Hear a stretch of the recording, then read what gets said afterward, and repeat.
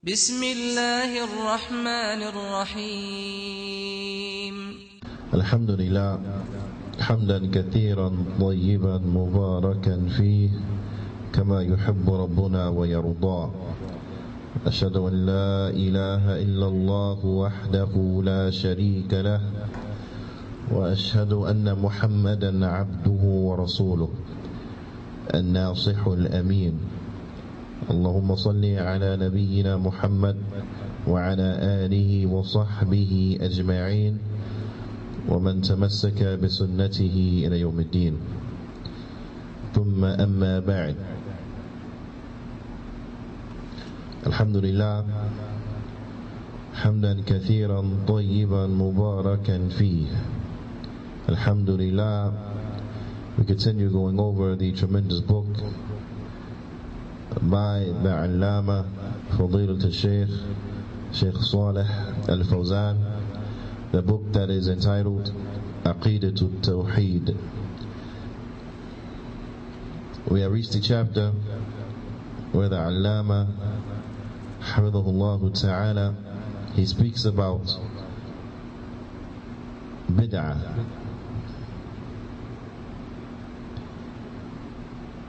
And inside of the first section of this chapter, the Allama, he brings a definition of bid'ah, ta'riful bid'ah, the definition of bid'ah. And he also brings wa anwa'uha, and the categories of bid'ah. And likewise he brings wa ahkamuha, and the ruling on the bid'ah, the ruling on bid'ah. And this is one of those terms that it is very important for us to know the meaning of it,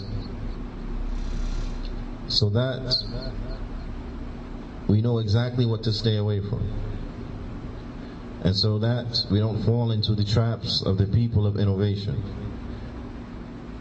nor succumb to their doubts. This is a term that a lot of people they use, and it is a term that most of those people who use it, they will know the translation of it. So they would say it is an innovation, so they will be able to translate it for you. But if you were to ask them what is the actual definition of it, then a lot of people, they wouldn't know. They wouldn't be able to tell you and to articulate to you the definition of bid'ah outside of saying it is an innovation. Now, it is an innovation. And bila shak wa bila rayb, this is not sufficient. This is not an adequate level of knowledge and the like. We have to know a little more than that. We have to know a little better. The Allama, for this reason, he begins with ta'rifuha, the definition of bid'ah. He says al-bid'ah fil lugha, that bid'ah in the Arabic language. And this is very important that we understand the definition of bid'ah in the Arabic language. There's a benefit in it. Whenever you find the ulama mentioning the linguistic meaning of something, and then mentioning the legislative meaning of something, it is because there is a benefit in knowing the meaning in the Arabic language. Knowing the linguistic meaning of it, there is a benefit in that. And this is one of those cases that we will come to see, inshallah ta'ala, shortly. The Allama, Hafidhahullah ta'ala, he says, al-bid'atu fil lugha, that bid'ah inside of the language, ma'khudhatun min al-bid'i, that it is bid'ah is taken, extracted from al-bid'i, and it is وهو الاختراع على غير مثال سابق, Bid'ah, it is al-ikhtira' ala ghayri mithalin sabiq. It is to bring something, or we can say an invention that is unprecedented. An invention that is unprecedented. This is what is meant ala ghayri mithalin sabiq, meaning that it is done in such a way that there is no previous likeness, that there's no previous likeness to it. There's no previous example of it. Or in other words, to invent something that has no precedent. To invent something that has no precedent. وَمِنْهُ, and from this is the statement of Allah subhanahu wa ta'ala. قوله تعالى بديع السماوات والأرض.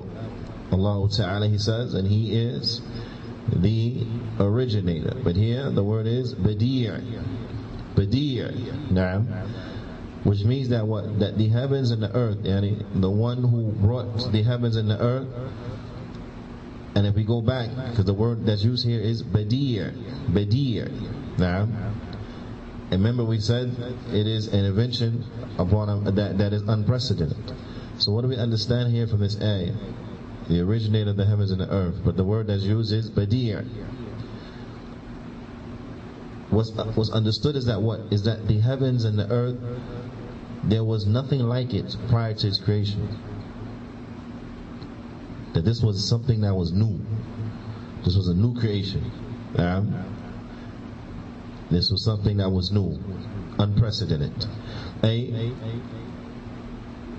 مخترعها على غير مثال سابق, meaning that it has been brought into existence, it has been invented in an unprecedented manner. There's nothing that was like it before it. There's nothing that was like it before it. Also, this is used in the statement of Allah subhanahu wa ta'ala, قُلْ مَا كُنْتُ قُلْ, meaning say to them, O Muhammad sallallahu alayhi wa sallam. So Allah ta'ala saying, قُلْ, say to them, مَا كُنْتُ بِدْعًا, that I am not a bid'an. I am not a bid'an. This is why it's important to know the linguistic meaning. Because if all we know is the legislative meaning, then this ayah, we won't be able to understand it. We won't be able to understand it. Because a person will say, well, what does it mean that the Prophet ﷺ has been commanded to say that I am not a bid'an? That I am not a bid'ah. What does that mean? Allah Ta'ala, He says in the ayah, قُلْ مَا كُنْتُ بِدْعًا مِنَ الرُّسُلِ, and say to them, O Muhammad sallallahu alayhi wa sallam, say to them, I am not a bid'an from the messengers. Meaning that what? I am not unprecedented in the fact that I am sent as a messenger. And this is a reminder to what? To human beings, that this affair of a messenger being sent, a book being revealed unto him, a sharia being revealed unto him, so on and so forth, this is nothing that is new. The fact that Allah subhanahu wa ta'ala will send a messenger to a people who are predominantly kuffar, this is nothing new. This has happened before. So what is meant by this ayah, what is meant here by this particular ayah, as the Shaykh he mentions, is that meaning ما كنت أول من جاء بالرسالة من الله إلى العباد. He said, I'm not the first one who has been sent with a message from Allah to the servants. بل تقدمني كثير من الرسل, but rather there have been many messengers before me. There have been many messengers before me.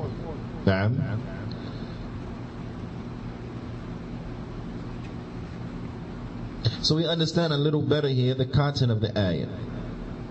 We understand a little better here the meaning and the context of the ayah. That the Prophet ﷺ, he was not bid'an, because remember, bid'ah in the language, it means something that comes, something that is new, that is unprecedented, an invention that is unprecedented. Naam. طيب.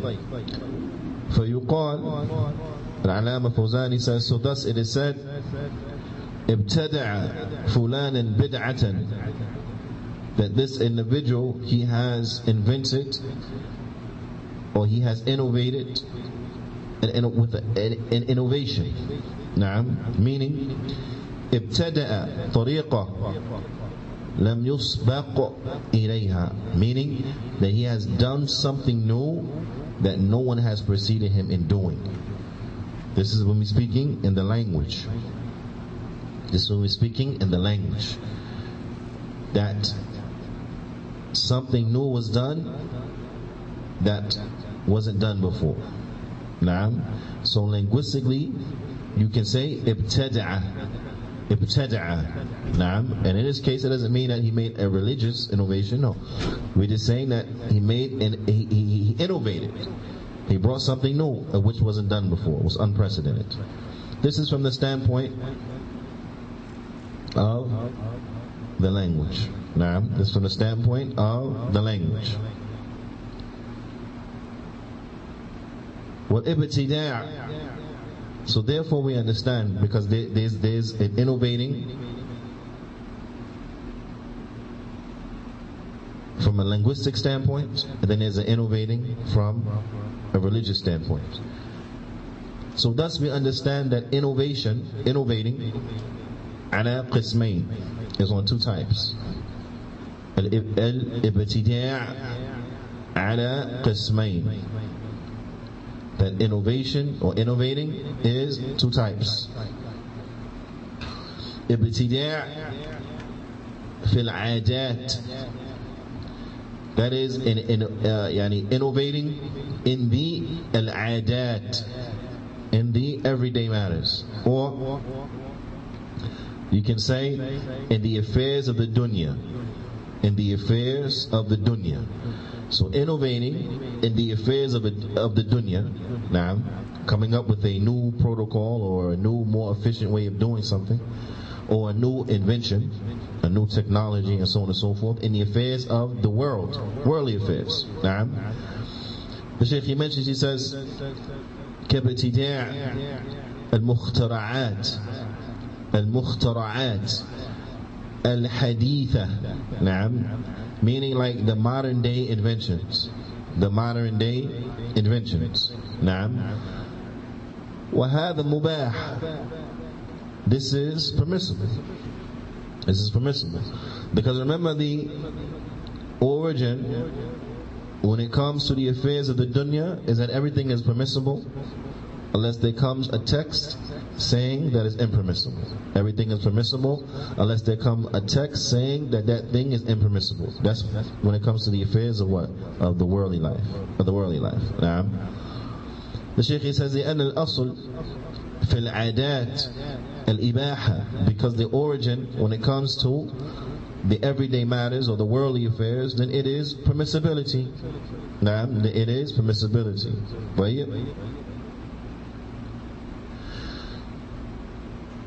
And this here is a refutation, and it's important that we know this, because many of the people of innovation, they belittle the affair of bid'ah, and by way of it they belittle Ahlul Sunnah, because Ahlul Sunnah has become known amongst the people, and the Muslims in particular, as being those who warn against bid'ah. Now, for those who are ignorant and they don't know and they don't understand this distinction between an innovation in the worldly affairs and the innovation inside of the religion, because they don't know that the innovation in the worldly affairs has a ruling and the innovation in the Sharia has a ruling, because they don't know they're two different rulings. They try to clump everything together. So they say the likes of the ignorant statements, well, you people, Ahlul Sunnah, you're always talking about bid'ah, bid'ah, bid'ah, bid'ah. Now, if you're so concerned about bid'ah, why do you have on a watch? Why do you have a cell phone? Why do you drive a car? Why don't you go back to riding a camel or a horse or a donkey? Now, why don't you go back to living in tents or whatever they, this kind of things that they say. You're so concerned about bid'ah, why you have a watch on?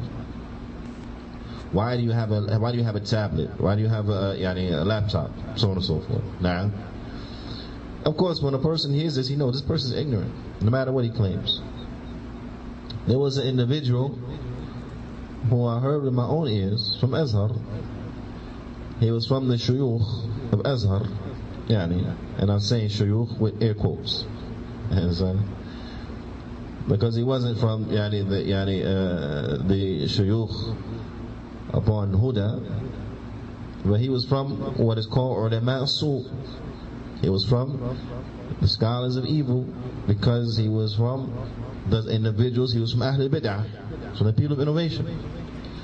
But this is an individual who has all of these degrees and accolades, and he graduated from the University of Azhar, and as Imam Al-Albani rahmatullah alayhi, I heard him say one time, on a tape, he said, Al-Azhar wa hum yaquluna al-Sharif.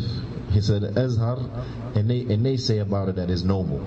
Meaning that what? It's not like that anymore. Ala kulli hal, this man, in front of the people, in Jumu'ah, a man who they look at as having ilm, fahm, understanding, Sheikh, Doctor, to the end of it, his accolades or what have you. He said, and you have people who they always saying bid'ah, bid'ah, bid'ah, bid'ah.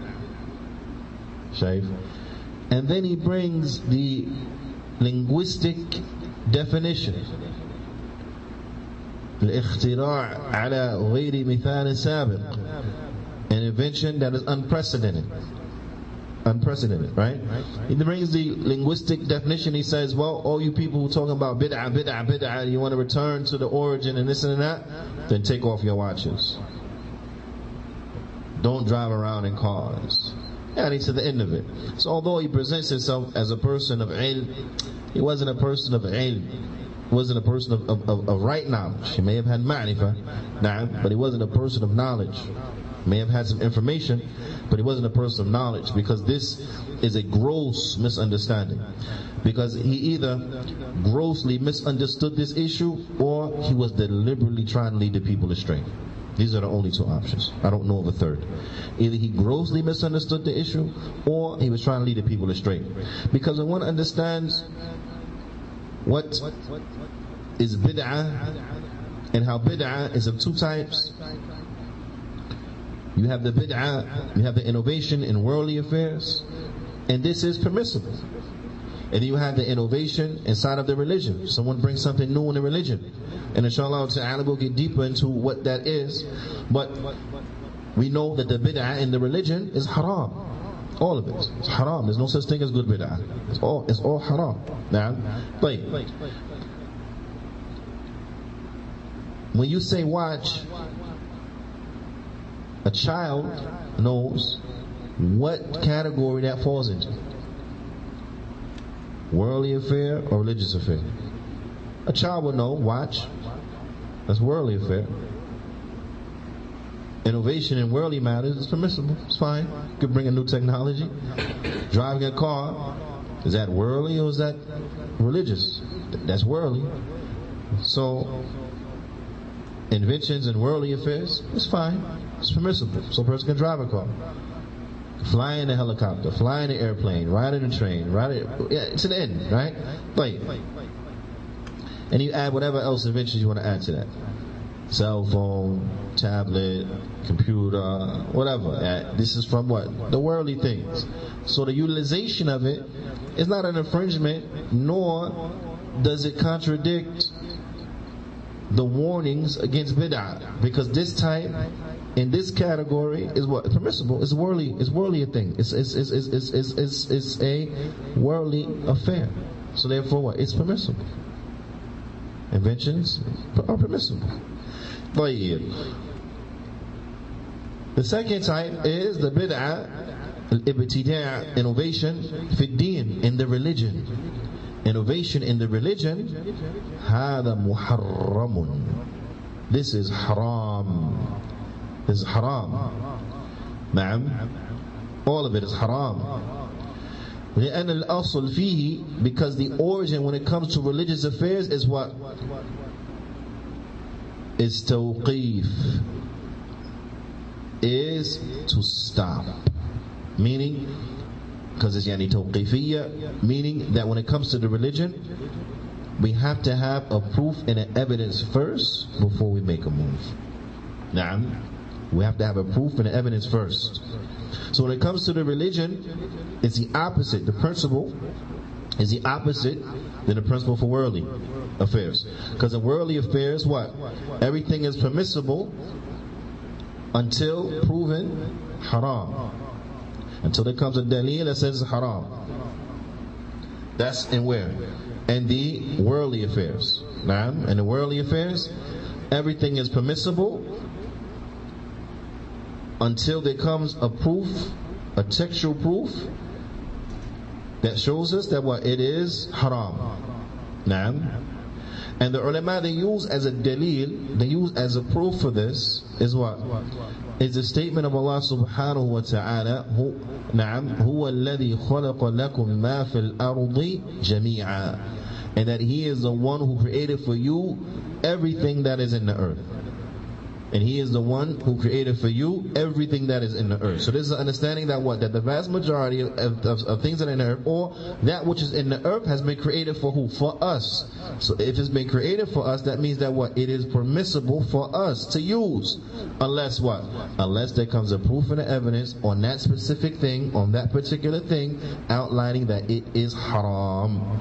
Now, outlining that what? It is haram. So the general principle is that what? Everything in worldly affairs is permissible until there comes a proof saying that it's not. When it comes to the religion, it's the opposite. Meaning that what? We can't do anything. Everything is forbidden unless there comes a text saying it is permissible to do it. Naam. So when it comes to the religion, we stop. We don't make a move until first we know the ruling of Allah and His Messenger. As Allah Ta'ala says, يَا أَيُّهَا الَّذِينَ آمَنُوا لَا تُقَدِّمُوا بَيْنَ يَدِي اللَّهِ وَرَسُولِهِ وَاتَّقُوا اللَّهِ. Allah Ta'ala says what means, O you who believe, do not proceed yourself forward and in the presence of Allah and His Messenger, and fear Allah. Meaning, do not proceed yourself forward in making decisions before you know the decision of Allah and His Messenger. So when it comes to religious affairs, we have to first know what? A dalil, then we move. Sami'na wa ata'na. We hear, then we obey. The obedience doesn't come first, right? In order to obey, we have to what? Know the command. To know the command means that what? We have the dalil. Once we have the dalil, then we know what to do and how to do it. Then we know how to move. Until then, we stop. So when it comes to the religion, with this being the origin, is that we don't move unless it's a dalil, and bid'ah is an invention of which there is no precedent. No precedent meaning that what? The Prophet ﷺ didn't do it. The Prophet ﷺ didn't do it. He didn't teach it to us. So therefore, it's no precedent, because all of our precedent will go back to who? The Prophet ﷺ. Will go back to the Prophet ﷺ. It will go to the teachings of the Prophet ﷺ, not what he taught the Sahaba. So you find the Sahaba, they doing it. Now, this is the precedent. This is the precedent. But if someone brings something that the Prophet ﷺ didn't do, the Sahaba didn't do, then what? There is no precedent. So therefore that thing is what? Is a bid'ah. When it comes to what? When it comes to the religion. And inshallah ta'ala, we're going to briefly go over this in a little more detail. The proof of this is what the statement of the Prophet sallallahu alaihi wasallam: "Man ahdatha fi amrina hadha ma laysa minhu fahuwa raddun." Whoever introduces into this affair of ours that which is not from it, then it is rejected. Meaning, whoever innovates into this affair of ours that which is not from it, is rejected. Now, so if someone brings an action, belief, or statement that is unprecedented, and this is from religious affairs, this is from religious affairs, then it is what? Rejected. But what about the one who doesn't invent it, but he just follows it? He didn't make it up, he just does it. This is taken care of too. Well, for riwayah, as it comes in another narration, "Man amila amalan laysa alayhi amruna fahuwa raddun." Whoever does an action that does not have on it our command, it is rejected. So now whoever does an action, so it takes care of the innovator, the one who invented it. Now it takes care of the one who introduced this thing, and it takes care of the one who followed him in it. So a person can't come down and say, "Well, I didn't introduce it, I just do it." The hadith says whoever introduces something. Now, say no. There's another narration that says what? Whoever does something. So whether you introduced it or you follow the one who introduced it, it doesn't matter. You both are taken care of by the statement of the Prophet sallallahu alaihi wasallam. That makes sense? Khair. The next is anwa' al-bid'ah. The categories of bid'ah. The categories of bid'ah, meaning what? Bid'ah in the religion, right? Or the different types of bid'ah in the religion. Naam. طيب. وبدعة في الدين نوعان. The Shaykh, he breaks it down here like this. He says that the bid'ah in the deen is going to be of two types, right? The first type, النوع الأول بدعة قولية اعتقادية, is a bid'ah that is a statement and a belief. A bid'ah that is a statement and it is a belief. Naam. The Shaykh, he says, كمقالات الجهمية والمعتزلة والرافضة وسائر الفرق الضالة واعتقاداتهم. نعم. It is like the statements of the Jahmiyyah and of the Mu'tazila and of the Rafida and of all of the astray groups and their beliefs. So all of the statements and the dogma and the false beliefs of the astray groups, then it will fall into this category. Naam. The beliefs and the statements that there is no precedent in the deen. The Prophet ﷺ didn't teach it to us. The Sahaba, they didn't do it, they didn't know nothing about it, so on and so forth. These beliefs and these statements, naam, and this ideology and theology that the people of innovation that they have, that we don't find with the Prophet ﷺ, we don't find it with the Sahaba, we don't find it with the Salaf, then it fits into the first category of bid'ah. Naam. The second type, النوع الثاني بدعة في العبادات. This is the bid'ah inside of acts of worship. Naam. And I want you to pay very close attention to this one out, because bid'ah in acts of worship will break down into 4 subcategories. You with me? Bid'ah in the act of worship will break down into 4 subcategories. The Shaykh, he says, كَتَعَبُّدْ لِلَّهِ بِعِبَادَةٍ لَمْ يَشْرَعُهَا. Like worshipping Allah, lam yashra'ha, worshipping Allah with an act of worship that He did not legislate. Worshipping Allah with the act of worship that He did not legislate. So we're going to understand that this can be done in 4 different ways. This can be done in 4 different ways. So thus it breaks down into 4 different subcategories. Now, the first one, القسم الأول, the first subcategory is that what? ما يكون في أصل ما يكون في أصل العبادة. ما يكون في أصل العبادة. نعم.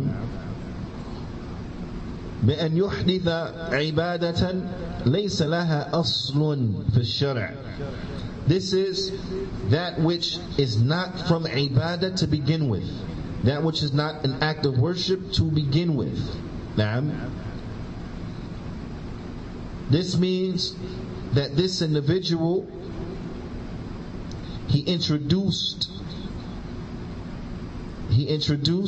an affair, he introduced an act of worship that has no precedent inside of the deen. An example, كأن يحدث صلاة غير مشروعة, like a person who invents a prayer that is not legislated. He prays upon a manner that's not legislated. Now, there's no origin for this. طيب.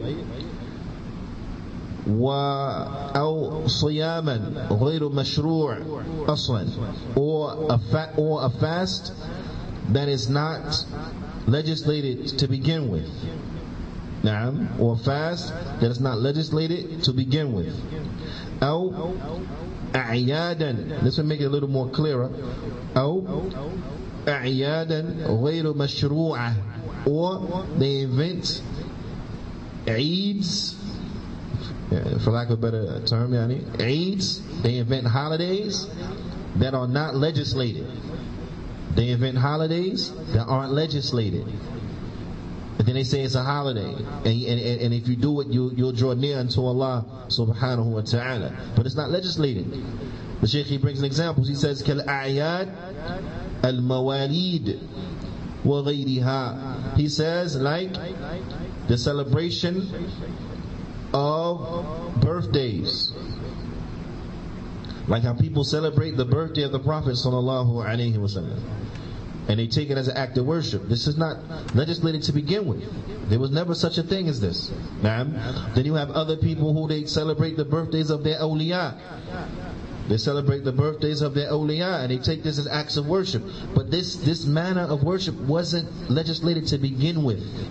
And the Shaykh said, and other than that. So the first type of bid'ah inside of the acts of worship is that they come with an act of worship that is totally unprecedented. Totally unprecedented. Is totally unprecedented. والقسم الثاني, the second type, ما يكون من الزيادة في العبادة مشروعة. It is that which comes, and a person will bring an addition to an act of worship that is legislated. So it's an act of worship. Now, it's an act of worship, but then a person, he will bring additions to it. He will add on different aspects to it that are not legislated. The Shaykh, he brings very simple and clear examples of this. He says, كما لو زاد ركعة خامسة في صلاة الظهر أو العصر مثلا. He said, for example, like a person, they will bring a 5th rak'ah to dhuhr or to asr, for example. So they'll say, instead of saying dhuhr and asr is 4 rak'at, they say no, it's 5 rak'at. We pray dhuhr and asr 5 rak'at, or we pray fajr 3 rak'at. Or Isha, 5 rak'at, or Maghrib 4 rak'at. We say this is bid'ah. He said, but what is bid'ah to pray Maghrib? No, it's not bid'ah to pray Maghrib, but you're adding what? A rak'ah to Maghrib, you're adding a rak'ah to Maghrib. Maghrib supposed to be 3 rak'ahs, you make it 4 rak'ahs. So this is what? This is adding to an act of worship that is legislated. This is the second type. The third type, قسم الثالث ما يكون في صفة أداء العبادة المشروعة. ما يكون في الصفة أداء العبادة المشروعة بأن يؤديها على صفة غير المشروع. This is to do an act of worship, to do a legislative act of worship in a manner that is unlegislated. To do a legislative act of worship in a manner that is unlegislated. نعم. The Shaykh, he says كأداء الأذكار المشروعة بأصوات جماعية. نعم. He said, like to make the legislative supplications in a group manner, to do them in a group voice. So to make dhikr all together in a group, in unison, organized. Dhikr, this is bid'ah. The Prophet ﷺ, he never did this. He never taught the Sahaba to do this. Naam. But like what the Sufiya they do. They all come together and they make dhikr. Naam. This is bid'ah. The Prophet ﷺ, he never made dhikr upon this manner. So they'll come and they say, what, is dhikr bid'ah? No, dhikr is not bid'ah. But the manner that you're doing it is bid'ah. نعم. طيب. The Shaykh, he says وكالتجديد على النفس في العبادات إلى الحد اللي يخرج عن سنة الرسول صلى الله عليه وسلم. He said, or that a person, he is extreme upon himself. He's extreme upon himself in worshipping until it goes to the extent that it's beyond the sunnah of the Prophet sallallahu alaihi wasallam. That is beyond the sunnah of the Prophet sallallahu alaihi wasallam. For example, a person who says that he will fast every day and never have a day where he breaks his fast. Wait, fasting every day upon this manner is not from the sunnah of the Prophet sallallahu alaihi wasallam. Or a person who says that he will stand up and pray every night and he won't sleep at night, no nights ever in his lifetime. This is not from the sunnah of the Prophet sallallahu alaihi wasallam. Or a person who says that he won't marry women and so on and so forth. Now, this is not from the sunnah of the Prophet sallallahu alaihi wasallam. So therefore, the Prophet, and then another narration of this, the one who says that he won't eat meat. He won't eat meat.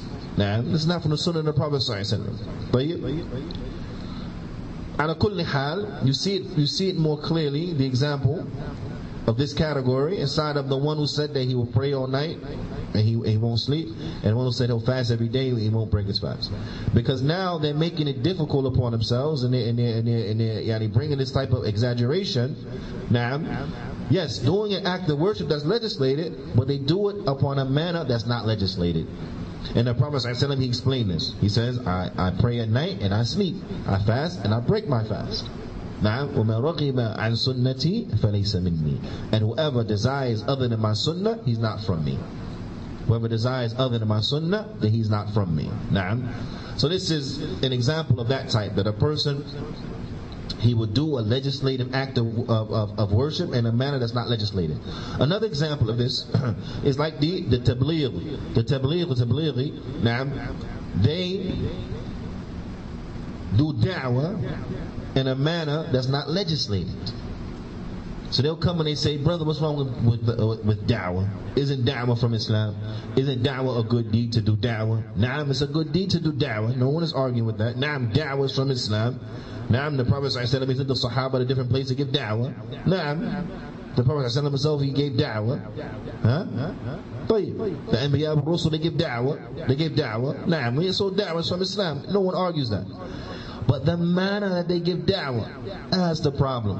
Naam, da'wah is from Islam. But the manner that you're doing, this what you call this da'wah, this tabligh of yours, this is bid'ah. Because who?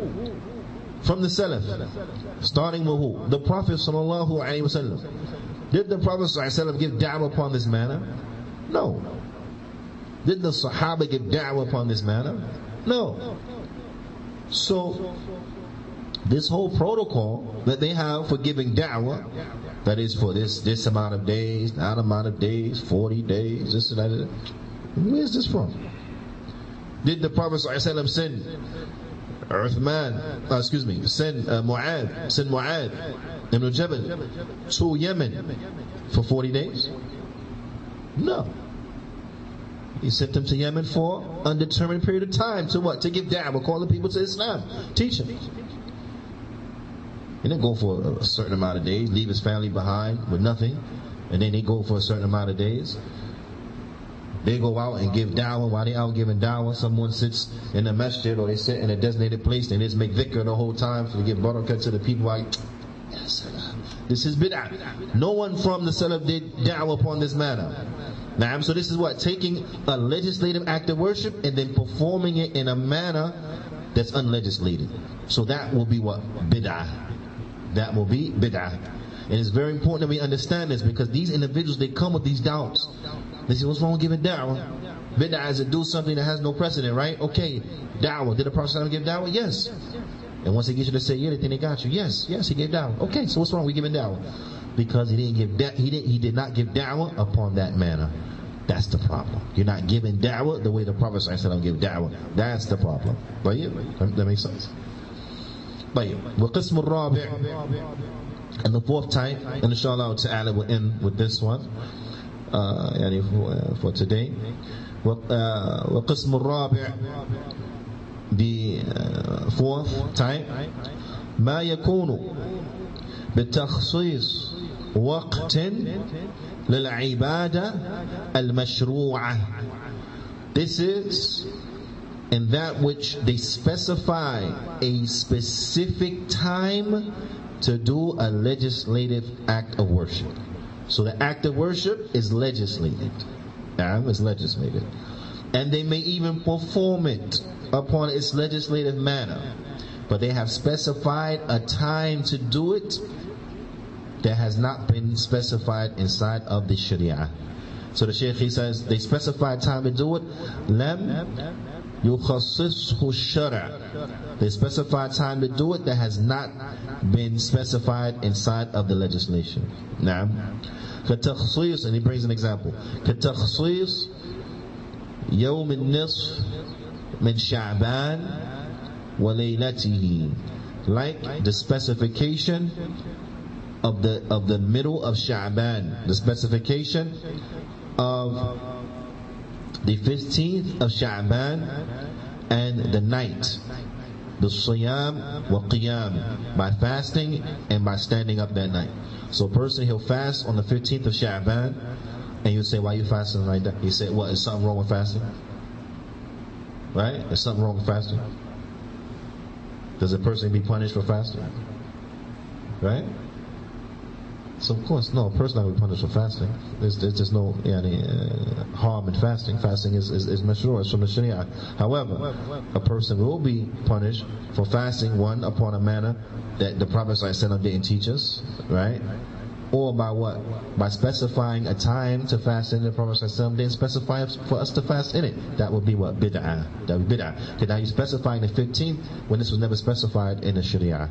The Prophet ﷺ didn't specify it. Allah subhanahu wa ta'ala did not specify it. None of the Sahaba has specified. So, none of the Sahaba did this.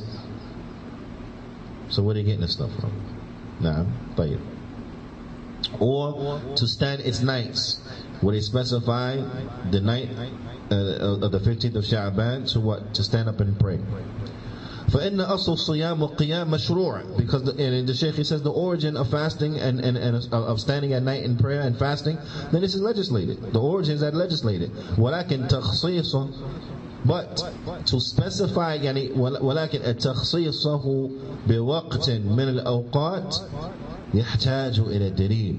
But to specify standing at night or to specify fasting a specific time, then this requires a proof and evidence. So if you say on this day everyone is going to fast, or we're going to fast on this particular day, you need a proof and evidence. Why that particular day and not the day before, day after? Why that particular day? We need evidence. Because if, other than that, then what? Then it wouldn't be upon that which the Prophet sallallahu alaihi wasallam taught. So if we're going to specify that particular day out of all the other days, then why? We need a proof and evidence. Without proof and evidence, specifying that day is bid'ah. Likewise, we're standing in prayer, and so on and so forth from the other acts of worship. To specify a time that has not been specified inside of the book and the sunnah, then this is what? This is bid'ah. This is bid'ah. So they can't come and say, but I'm doing a legislative act of worship in a legislative manner. Yes, but you're specifying it to do it in a time that has not been legislated. You're making a specification. You're specifying a day or a time to do an act of worship that has not been specified. That time frame has not been specified. So therefore, you do to your specification of that time frame for that act of worship, that's bid'ah, because this was not taught to us by the Prophet sallallahu alaihi wasallam. Allah subhanahu wa ta'ala, He did not reveal this inside of His book. You don't find any of the Salaf upon this. So therefore, this is bid'ah. And then the Shaykh Hamdulillah Ta'ala, he goes on to the next topic, which is حكم البدعة في الدين بجميع أنواعها, and that is the ruling of bid'ah inside of the deen and all of its types, the types in which we just went over, right? What is the ruling on them? What is the ruling on them? And as mentioned before, and the Shaykh he mentions here in the onset, كل بدعة في الدين فهي محرمة والضلالة, all of innovation inside of the religion is haram, and it is an innovation. But as mentioned, we will stop after the these categories of bid'ah inside of the religion, and we'll say the next portion to the next class بإذن الله تعالى. فنكتفي بهذا القدر، وصلى الله وسلم على نبينا محمد وعلى آله وصحبه أجمعين، وجزاكم الله خيرا.